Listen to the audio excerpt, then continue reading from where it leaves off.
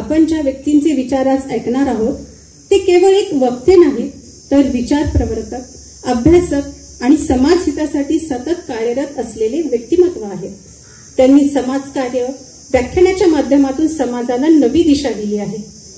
तेव्हा आज आपल्याला डॉक्टर बाबासाहेबांच्या जयंतीनिमित्त कार्यक्रमासाठी लाभलेले व्याख्यानकर्ते माननीय धम्मचारी मैत्रेयीनाथ साहेबांना मी अशी विनंती करते की त्यांनी आपल्या मौल्यवान विचारांनी आपल्याला समृद्ध करावं. टाळ्यांच्या गजरात आपण त्यांना आमंत्रित करूया.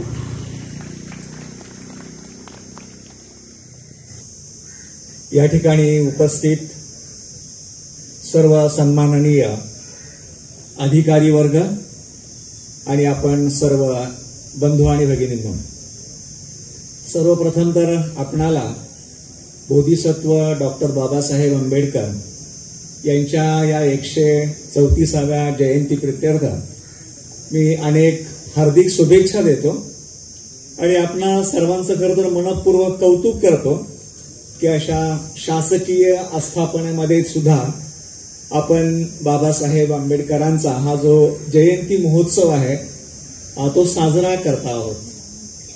खरं तर आजचा दिवस हा भारतामध्ये नव्हे तर संपूर्ण जगामध्ये साजरा केला जातो आणि त्याचं कारणही तेवढंच महत्वाचं आहे.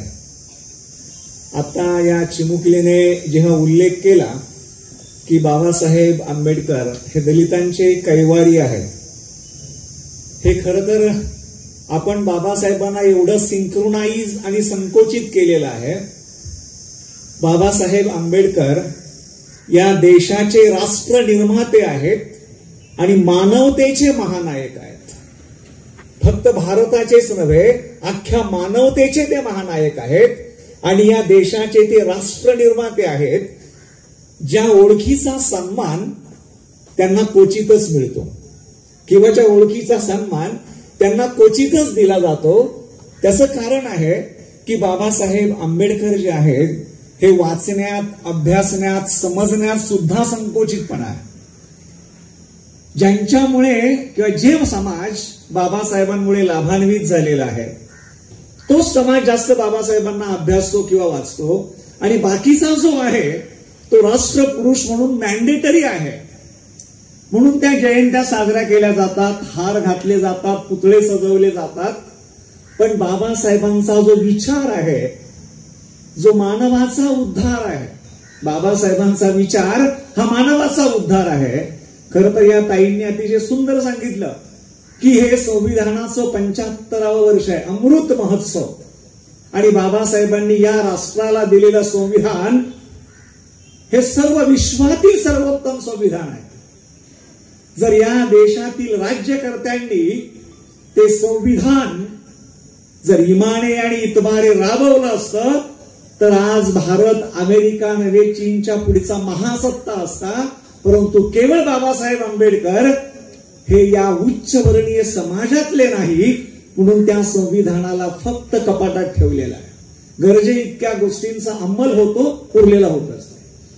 आणि म्हणून बाबासाहेबांच्या बद्दल मी उरलेल्या वेळात जे काही सांगणार आहे ते आपल्याला कदाचित न कळलेला बाबासाहेब किंवा आपण न पाहिलेला बाबासाहेब मी मांडण्याचा प्रयत्न करणार आहे. बाबासाहेब आंबेडकर हे खरं तर एक असं व्यक्तिमत्व आहे की ज्याच्या वाट्याला आयुष्याची फक्त 65 वर्ष आली आणि या 65 वर्षातील 29 वर्ष त्यांना तालीम करावी लागली स्वतःला या देशामध्ये उभं करण्यासाठी. कारण त्यांचा जन्म अशा समाजात झाला, या देशाच्या व्यवस्थेनुसार तळागाळाच्या समाजामध्ये, ज्याला स्वतःचा चेहरा नव्हता, स्वतःची ओळख नव्हती, स्वतःचं नाव नव्हतं, स्वतःचं अस्तित्व नव्हतं, अशा समाजात जन्माला आलेला मनुष्य अंततः मात्र या देशाच्या टोकावर जाऊन बसला. आणि म्हणून बाबासाहेब आंबेडकरांनी 29 वर्ष स्वतःला घडवण्यात घालवली आणि 36 वर्ष ही देश निर्मितीच्या कार्यक्रमात घालवली.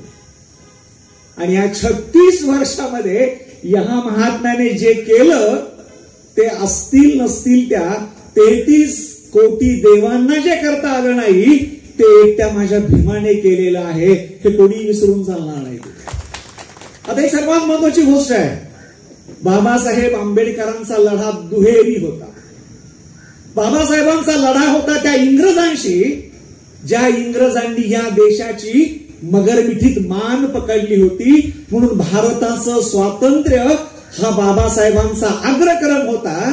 पण या स्वतंत्र भारतामध्ये 9 कोटी जनता जी हजारो वर्ष पददलित होती, जनावरापेक्षा पशुतुल्य जीवन जगत होती, ज्याचा ते अंग होते, घटक होते, तेव्हा या देशाच्या मगरमिठीतून त्यांना सोडवणं हा सुद्धा बाबासाहेबांचा लढा होता. त्यामुळे एका वेळेस 2 लढे लढत असताना नेहमीच बाबासाहेबांना चुकीचं दाखवलं गेलं की बाबासाहेबांचं देशावरचं प्रेम कमी आहे आणि दलितांवरचं प्रेम जास्त आहे.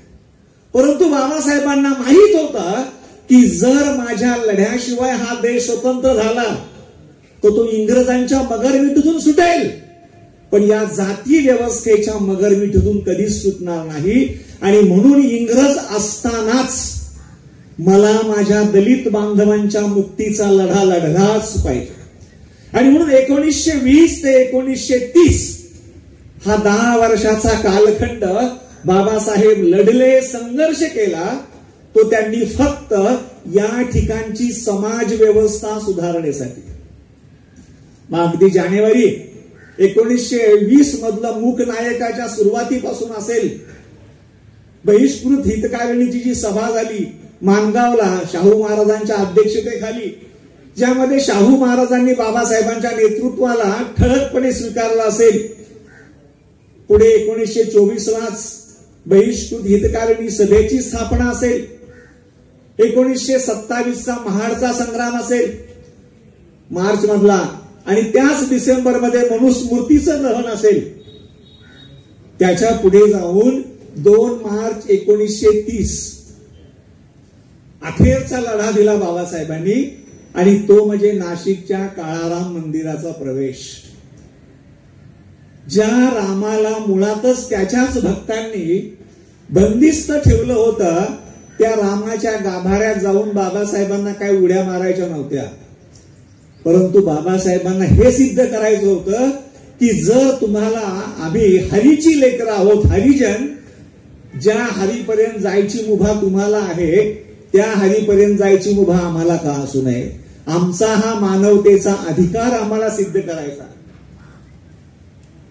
आणि त्यासाठी तो बाबासाहेबांचा लढा होता. आणि मग जेव्हा बाबासाहेबांनी पाहिलं 20 ते 30 आयुष्याची मी 10 वर्ष संघर्ष करतो आहे हिंदू समाज मन बदलवण्याचा, की अरे आम्ही तुमचे भाऊ आहोत, आता तरी थोडं तुमचं हृदय मोकळं करा, स्वीकारा आम्हाला, आपलेस करा आम्हाला. परंतु दगडाला पाझर फुटेल, हिंदू मनाला मात्र ह्या 10 वर्षात पाझर फुटला नाही. आणि मग बाबासाहेबांना वाटलं आयुष्यात असाच वेळ वाया घालवणं हे तेवढं हिताचं नाही. आणि मग 1930 सालामध्ये भारताच्या हस्तांतरणाचे, ट्रान्सफॉर्मेशन ऑफ पॉवर, स्वातंत्र्य नव्हे, भारताच्या सत्तेच्या हस्तांतरणाच्या चर्चा सुरू झाल्या. आणि त्या दृष्टीने मग नोव्हेंबर पासून इंग्लंडमध्ये वर्तुळ परिषदांचं आयोजन झालं. आणि ह्या 3 वर्तुळ परिषदा झाल्या 12 नोव्हेंबर 1930 पासून तर 1932 पर्यंत.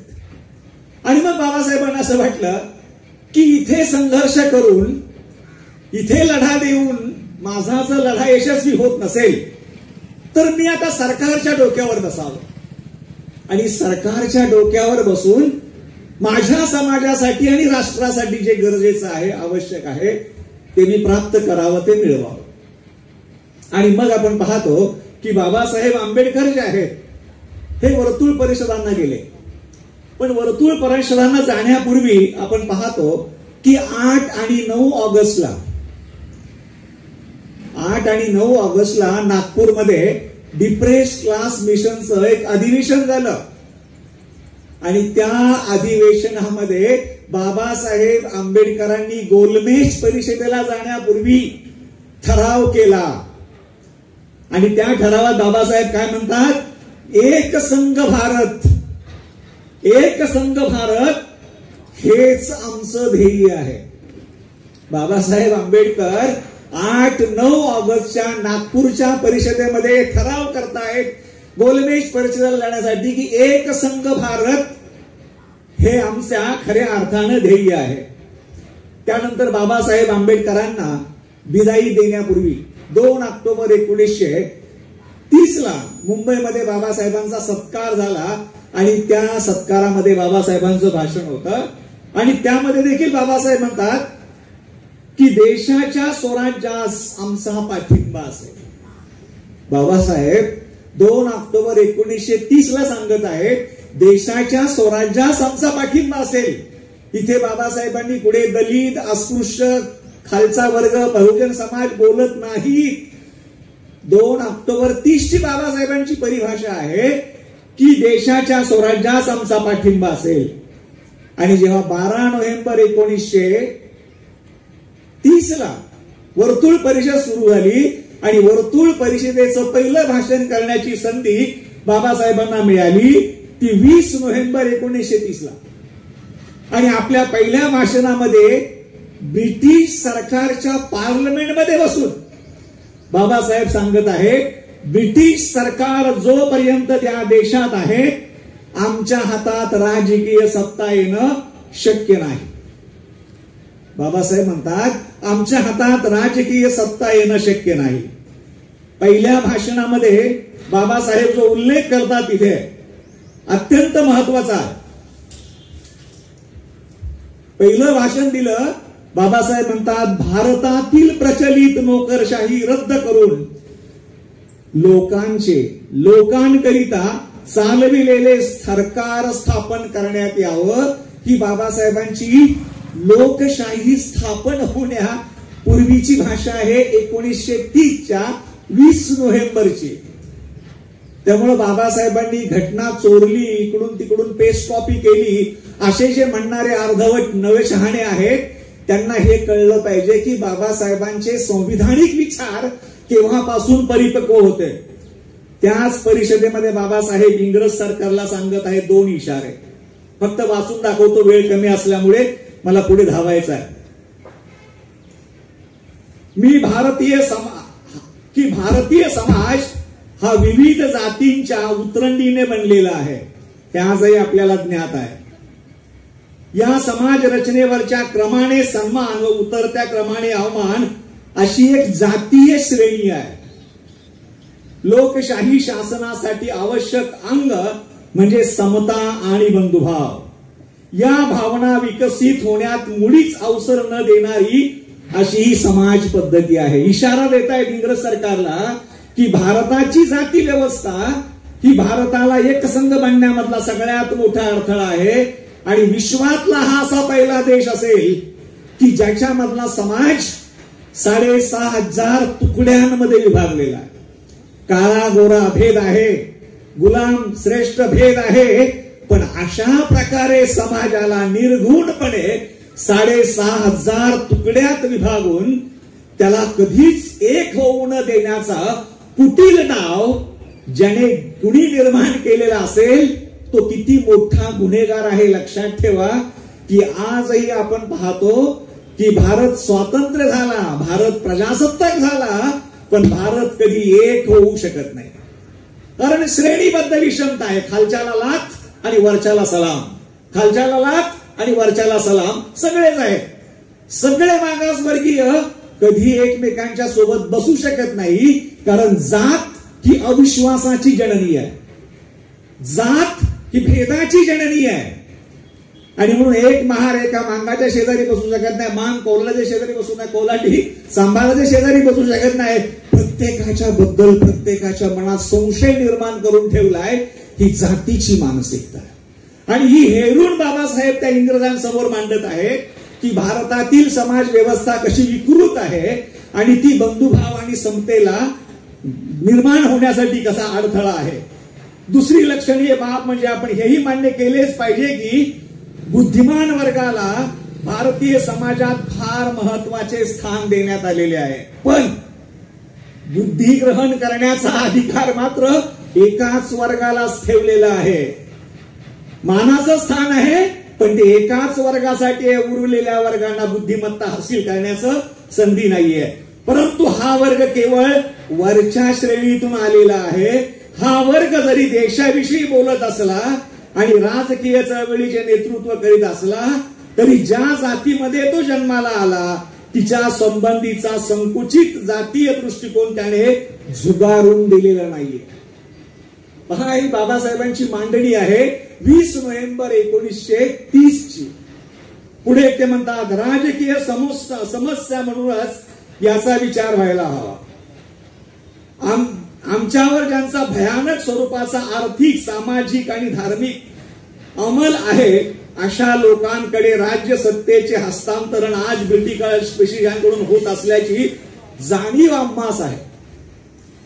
ज्यांच्यावर आमचा सामाजिक अंमल आहे, जातीय अंमल आहे, राजकीय अंमल आहे, राजकीय सत्ता मात्र त्याच वर्गाकडे ब्रिटिशांकडून जात आहे याची आम्हाला जाणीव आहे. वस्तुतः स्वराज्य हा शब्द उच्चारताच आम्हाला आमच्यावर झालेल्या गतकाळातील अत्याचार, दमन आणि अन्याय याची आठवण होते आणि भावी स्वराज्यातील त्याची पुनरावृत्ती होईल अशी आम्हा साधार भीती वाटते.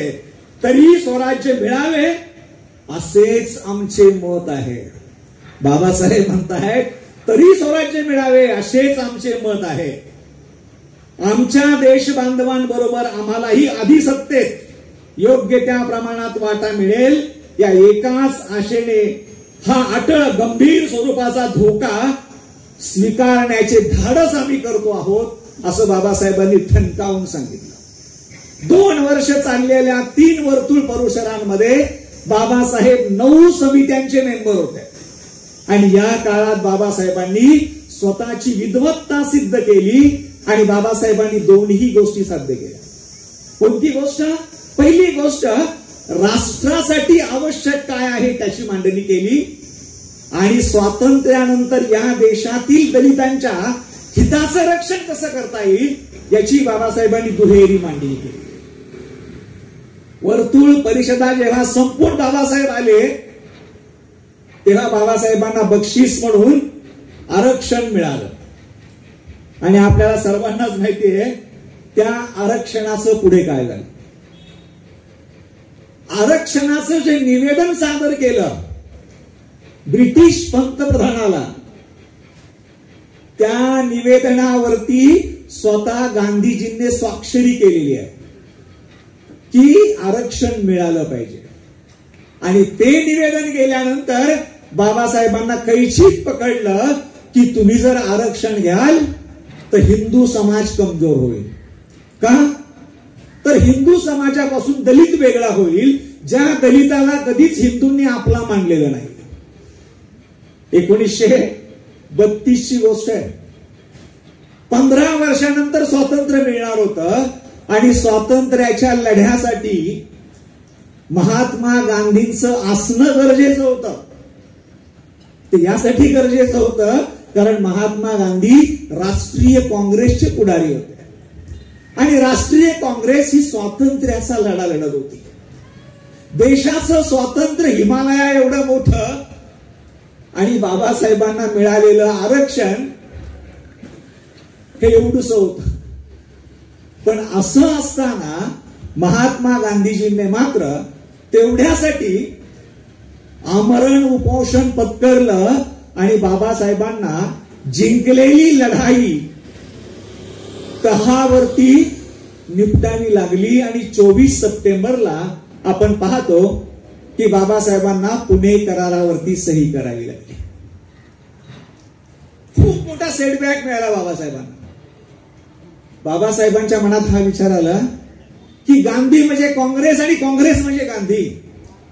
मी एवढा लढा देतोय परंतु माझ्या समाजाच्या हिताचा मार्गच सापडत नाही आणि म्हणून विचारांती बाबासाहेबांनी 1935 साली 13 ऑक्टोबरला जी धर्मांतराची घोषणा केली ती हिंदू धर्माविषयीचा द्वेष म्हणून नाही, राग म्हणून नाही, चीड म्हणून नाही, तिरस्कार म्हणून नाही, तिटकारा म्हणून नाही, तब्बल 15 वर्ष हिंदू समाजाला सुधारणेसाठी संधी देऊन, सुधारणेचा प्रयत्न करून, हा समाज जर आम्हाला आपला म्हणत नसेल तर आपण याच्या नादी लागण्यापेक्षा आपली नवी वाट निर्माण करावी, म्हणून बाबासाहेबांनी धर्मांतराची घोषणा केली.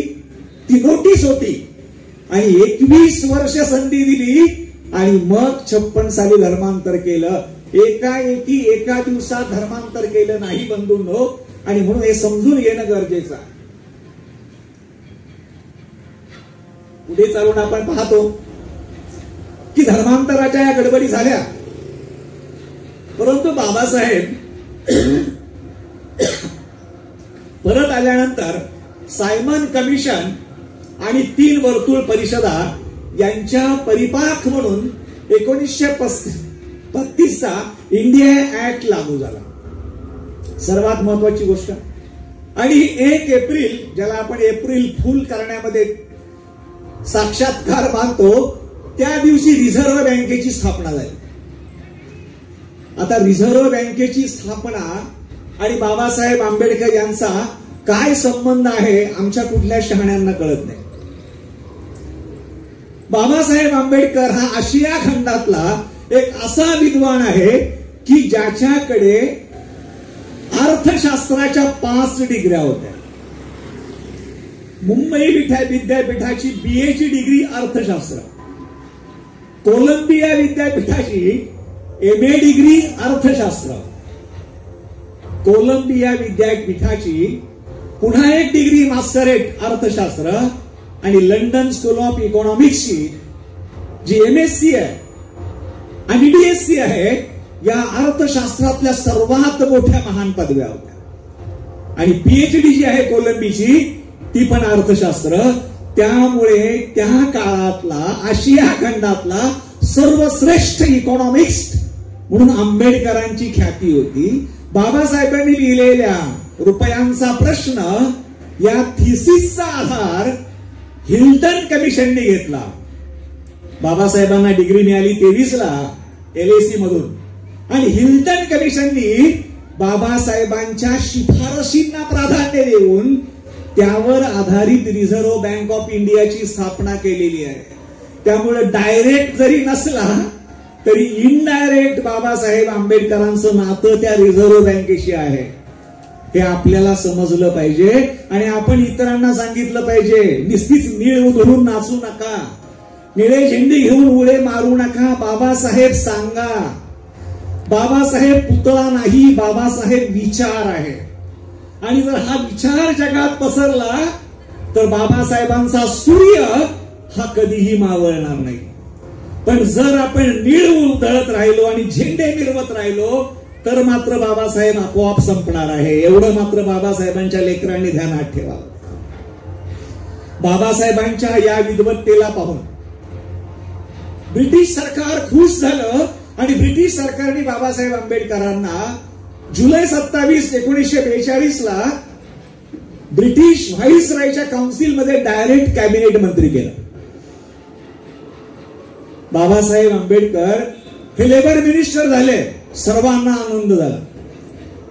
लेबर मिनिस्टर झाले बाबासाहेब 27 जुलैला, आणि लागलीच 8 ऑगस्टला बाबासाहेबांनी सरकार, कामगार आणि भांडवलदार यांची त्रिपक्षीय परिषद घेतली कामगारांच्या हितासाठी. आता इथे सगळ्या आमच्या बहिणी बसलेल्या आहेत, तिकडे बंधू बसलेले आहेत. काय केलं बाबासाहेबांनी? कामाच्या तासाला मर्यादा आणल्या. 14 तासावरून 8 तास, 8 तासापेक्षा जास्त केलं की overtime, bonus, incentive, pension, provident fund, ESI, union, एवढं मोठं ऑफिस आहे. ट्रेड युनियन ऍक्ट 1943 ला केला आणि कामगारांना युनियन स्थापन करण्याचा अधिकार प्राप्त झाला.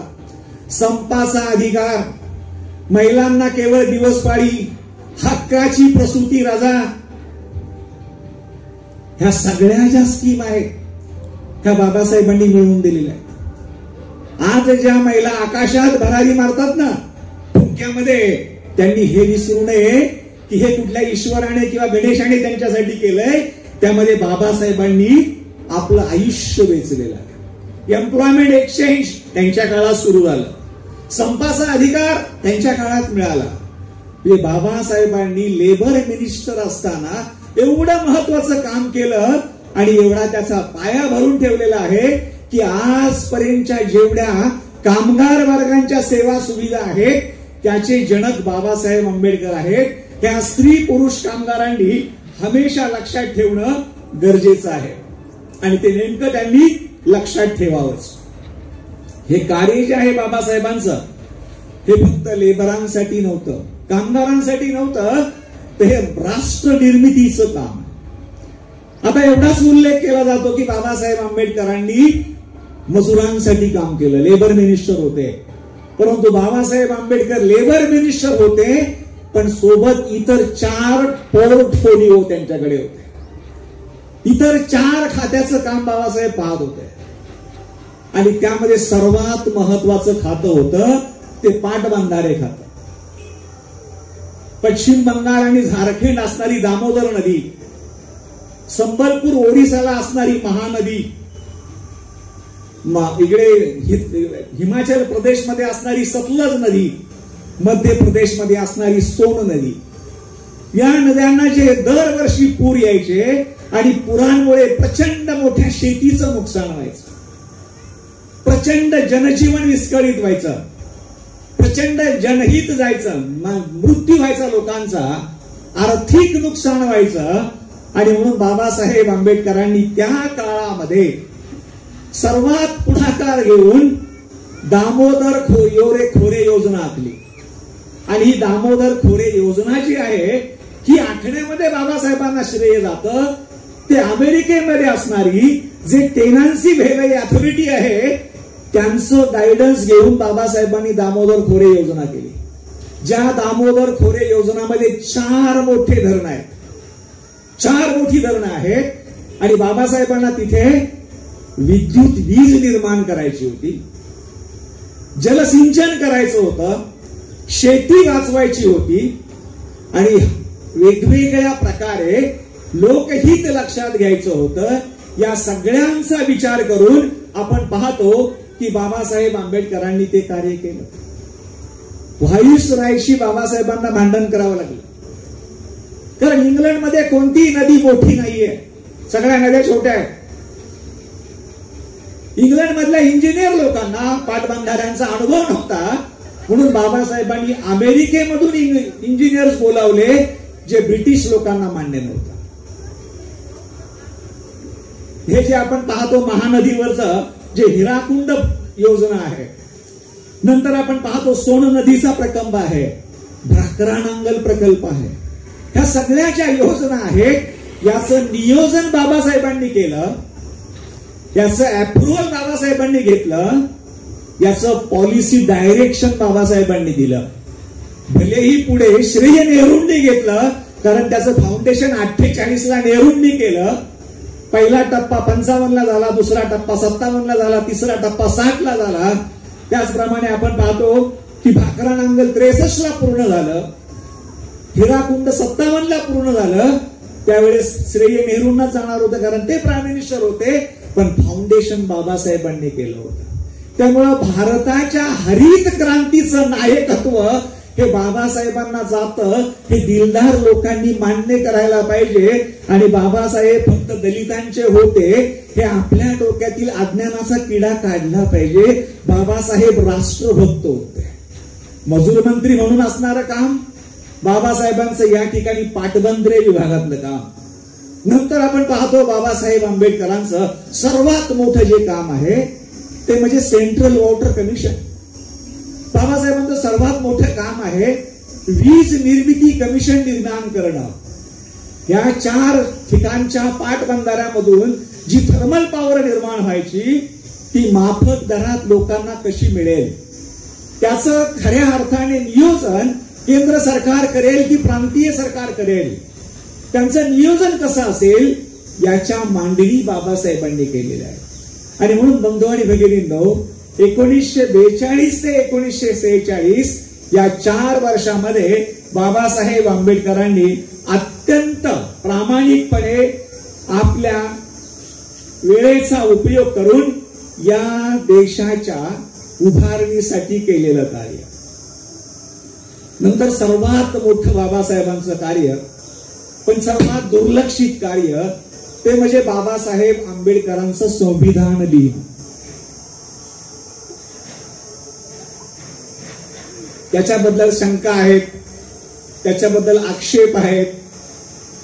अभ्यास न करता, चिंतन न करता. मी तुम्हाला सांगितलं की सायमन कमिशनला भलेही बाबासाहेब आंबेडकरांनी गांधींनी गो बॅक म्हटलं, पण बाबासाहेब आंबेडकरांनी सायमन कमिशन समोर 182 पानाची साक्ष दिलेली आहे. सायमन कमिशन हे भारतामधल्या गुड गव्हर्नन्ससाठी आलं होतं. 3 वर्तुळ परिषदामध्ये बाबासाहेब असताना त्यांनी इंग्लंडमध्ये केलेल्या कार्याची परिणिती म्हणून 1935चा इंडिया ऍक्ट आला. आणि त्याच्यानंतर 1946ला जेव्हा भारताच्या सत्तेचं हस्तांतरण व्हायला सुरुवात झाली, तेव्हा इंग्रज सरकारने तिकडे ठराव पास केला की भारताला सर्वानुमान्य एकमताचं संविधान असलं पाहिजे, सर्वमान्य. आणि मग संविधान सभा निर्माण झाली. ज्या बाबासाहेबांनी एवढा सगळा उपद्व्याप केला, जे बाबासाहेब ग्रेज इनचे कायद्याचे बॅरिस्टर होते, त्या बाबासाहेबांना मात्र संविधान सभेत येण्यापासून सर्व बाजूने तटबंदी बांधून मज्जाव केला. आणि वल्लभभाई पटेल एवढे म्हटले की अगदी दारं खिडक्या तटबंद्या बंद करू, आंबेडकर संविधान सभेत येता कामा नये. ही बाबासाहेबांची संविधान सभेत जाण्याची एक दुर्दैवी कथा आहे, पण ही आपण ऐकली पाहिजे, अभ्यासली पाहिजे. बंधूंनो, 18 खंड आहेत, वाचा. कॉन्स्टिट्युशनल डिबेटचे 18 खंड आहेत. सरते शेवटी बाबासाहेब नमेल तो बाबासाहेब काय, बाबासाहेब आंबेडकर जोगेंद्रनाथ मंडल यांच्या मदतीने पश्चिम बंगालमधून निवडून आले. ते कसे माहितीये? डायरेक्ट मतदान पद्धतीने नव्हे, इनडायरेक्ट मतदान पद्धतीने. त्यामध्ये 9 मतदार होते आणि बाबासाहेबांचा अर्ज भरायचा होता. काँग्रेसच्या भीतीमुळे एकही मतदार यायला तयार नव्हता, उमेदवार. शेवटी एका बहुजन उमेदवाराला जोगेंद्रनाथ मंडलनी तयार केलं. तो आजारी होता, त्याला अँब्युलन्स मध्ये घेऊन आले. एक तो आणि स्वतः जोगेंद्रनाथ मंडल, दोघांनी बाबासाहेबांचा नॉमिनेशन फॉर्म सही केला आणि फॉर्म भरला. मतदानाच्या अगोदर काँग्रेसनी त्या लोकांना किडनॅप केलं. जोगेंद्रनाथ मंडलनी महत् प्रयासाने व्यूहरचना केली आणि मतदानाच्या वेळेस त्यांना घेऊन आले. आणि मग बाबासाहेबांना 9 पैकी 7 मतं मिळून बाबासाहेब आंबेडकर एकदाचे संविधान सभेवरती निवडून आले. 9 डिसेंबरला संविधान असेंब्ली अस्तित्वात आली. नेहरूजींनी ठराव मांडला आणि त्या ठरावाला उत्तर देणं सुरू झालं. बाबासाहेबांचा नंबर 19 किंवा 20 डिसेंबरला येणार होता. आपल्याला ठाऊक आहे, संसदेचं कामकाज जेव्हा चालतं तेव्हा प्रत्येक बोलणाऱ्या वक्त्याला आधी वेळ दिला जातो, दिवस ठरला जातो, वेळ ठरला जातो. परंतु बाबासाहेबांना मात्र आजारी असताना 17 डिसेंबरला सभागृहाची वेळ संपण्यापूर्वी 10 मिनिटं आधी सांगितलं की बाबासाहेब तुमचं मत मांडा ठरावाला पाठिंबा देण्यास. आणि बाबासाहेब आंबेडकरांनी आपलं मत मांडलं. अशा या अवस्थेत बाबासाहेबांच्या भाषणानंतर अख्खं सभागृह 10 मिनिटं उठून डेस्क वाजवत होतं. एवढं बाबासाहेबांचं भाषण राष्ट्रभक्तीयुक्त होतं. एवढं बाबासाहेबांचं भाषण राष्ट्रभक्तीयुक्त होतं. डिसेंबर संपला, सभागृह तहकूब झालं. ही गोष्ट वल्लभभाई पटेलांना मान्य नव्हती की बाबासाहेब इथे आलाच कसा.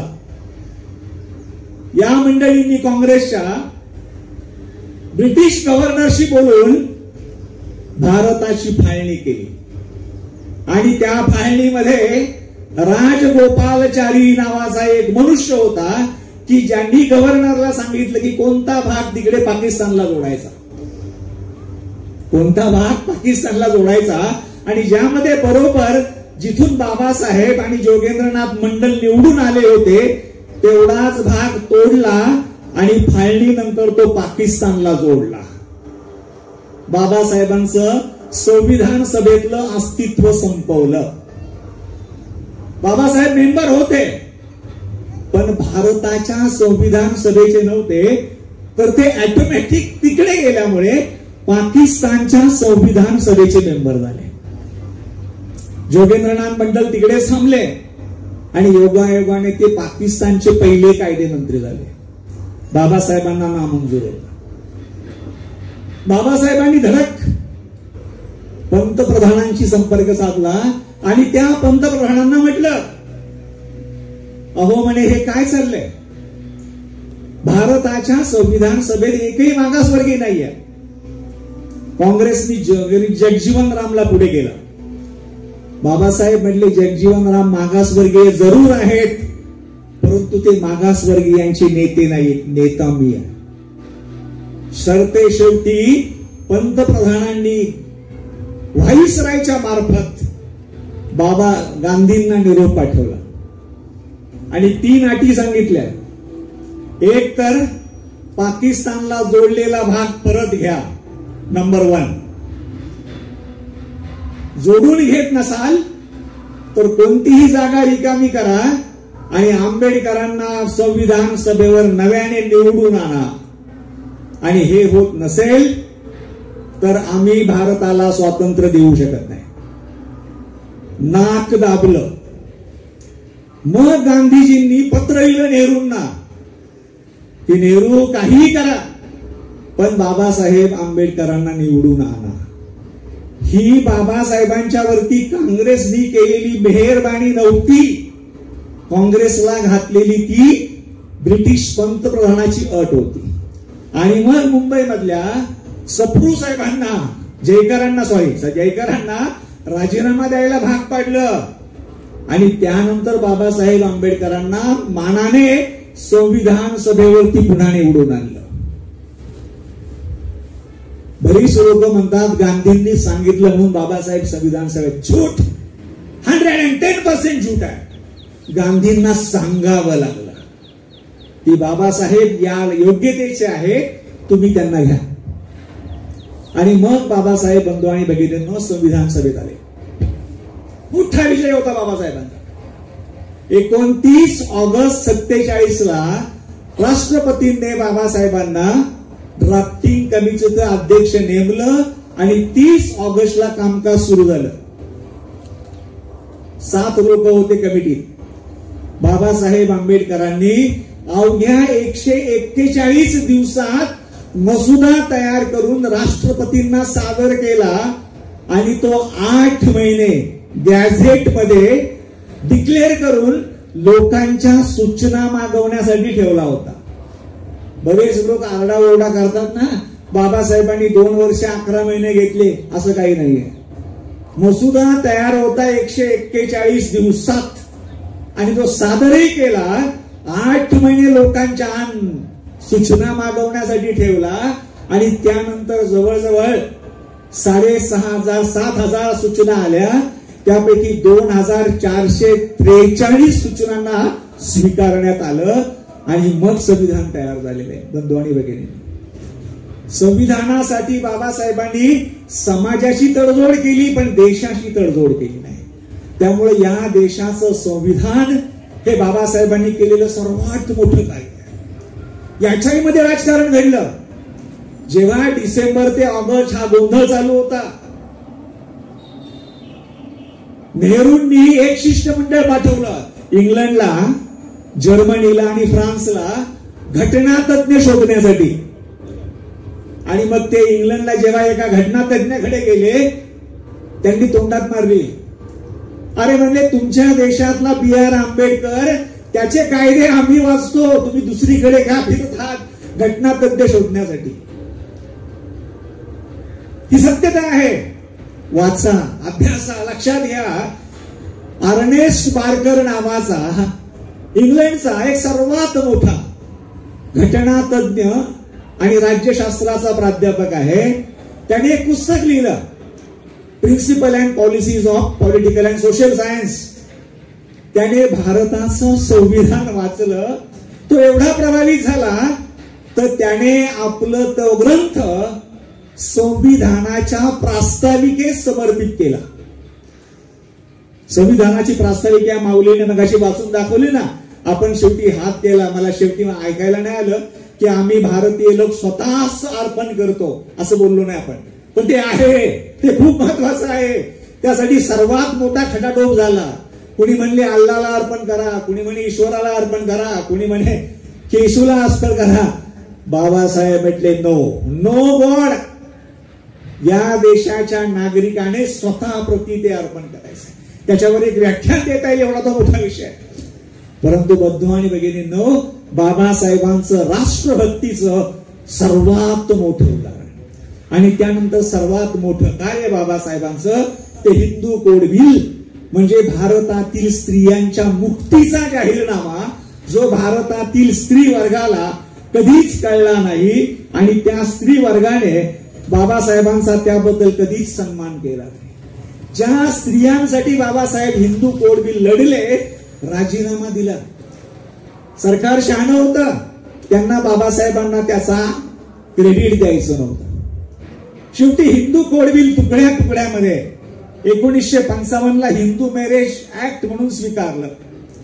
1956 3 वेळा Hindu Succession Act, Hindu Minority and Guardianship Act आणि Hindu Adoption and Maintenance Act हे 56 साली स्वीकारलं.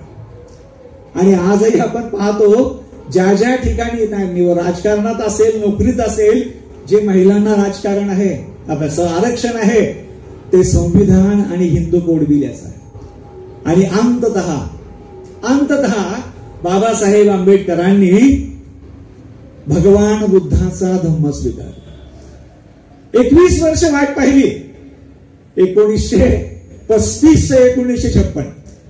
पण जेव्हा बाबासाहेबांना कळालं की हिंदू समाज आम्हाला स्वीकारत नाही, तेव्हा बाबासाहेबांना कळालं की या जगाला सगळ्यात वेडा करणारा तत्वज्ञानी कोण आहे, जो ईश्वर नाही, देव नाही, अवतार नाही, आणि तो म्हणजे बुद्ध आहे. विचार करा ना, या माऊलीने नकाशी गाणं गायलं ना, साऱ्या बुद्धाला, साऱ्या विश्वाला बुद्ध हवा. अरे हवाच.